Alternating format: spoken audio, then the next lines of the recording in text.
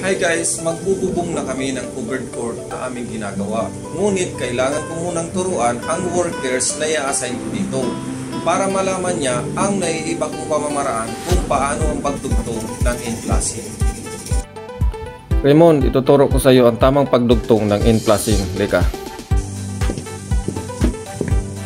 Kaltasan natin ito ng 10 cm dito.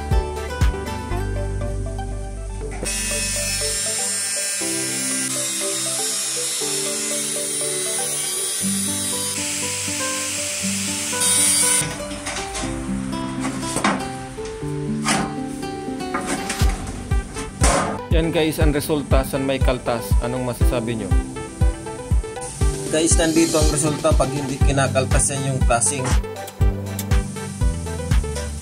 Ngayon guys, nakita mo na ang naiiba kong pamamaraan. Ano sa tingin mo? Kung nagustuhan mo ang aking presentation, paki-like at share na lang para makatulong tayo sa mga taong nangangailangan ng technical na gabay.